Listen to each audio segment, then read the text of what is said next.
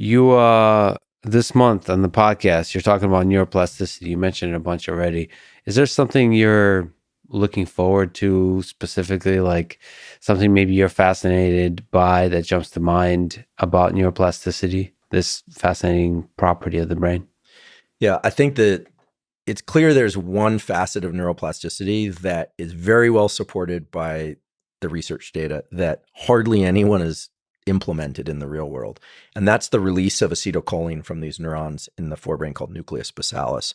This is mainly the work of Mike Merzenich, who used to be at UCSF, and some of his scientific offspring, Greg Reckenzone and Michael Kilgard and others. What they showed was increases in acetylcholine, this molecule associated with focus, in concert, meaning at the same time as some event, motor event or music event or any kind of sensory event, immediately reorganizes the neocortex so that there's a permanent map representation of that event. And I absolutely believe that this can be channeled toward accelerated skill learning.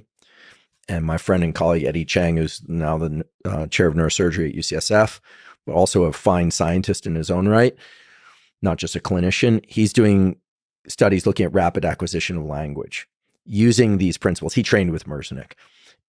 It's clear we have these gates on plasticity in the forebrain, and they are gated by nicotinic acetylcholine transmission. And why that hasn't made it into protocols for motor learning, sport learning, language learning, music learning, emotional learning, I don't know. I think part of the reason has been kind of cultural, is that scientists publish their paper and they move on. Merzenich talked a lot and still can be found from time to time talking about how these plasticity mechanisms can be leveraged. But he had a commercial company, and so then people kind of backed away from it a little bit. I think he was, to be honest, I think Merzenich was ahead of his time. And I think the timing is right now for people to understand these mechanisms of plasticity and start to implement them. Also, you know, it all sounds like becoming superhuman or optimizing or whatever. All that, yes. But also, what about kids with language learning deficits or with dyslexia or just performance in school in general? I mean, I have a deep interest and concern for the future of science and mathematics, and in not just in this country, but all over the world. And more plasticity equals faster, better, deeper learning. And if we don't do this, I don't think we're going to get the full reach out of all the machine learning tools either. Right. Because everyone talks about these huge data sets, but those huge data sets funnel into human interpretation. I mean, we don't just like stare at the numbers and bask, right? So the human brain, I think, needs to leverage these plasticity mechanisms to keep up with the thing that's happening very, very fast, which is technology development. So that's a long-winded way of saying basal forebrain cholinergic transmission and plasticity, it allows for plasticity in adulthood, and it allows for it in single trial learning, which is incredible.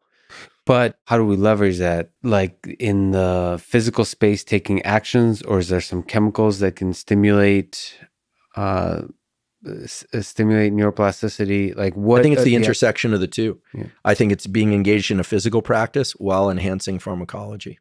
And it has to be done safely. And this is full of open questions. This is the very beginnings of it, like you're saying. Yeah, a pill that's safe, that increases nicotinic transmission. I mean, I know a number of people that chew Nicorette. Actually, I have a Nobel Prize winning colleague at Columbia, not to be named, who chews like 6 pieces of Nicorette in a half-hour conversation with him.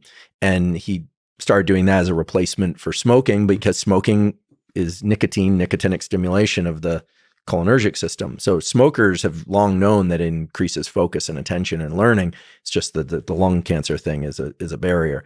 Yeah. Now, I'm not suggesting people take Nicorette, but it's clear that we need better directed pharmacology. But you can imagine next time you go in for a learning bout, if it's really essential, you might want to stimulate the nicotinic system if that's safe for you.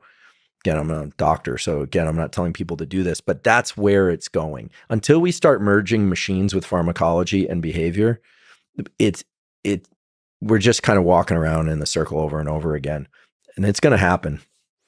Do you find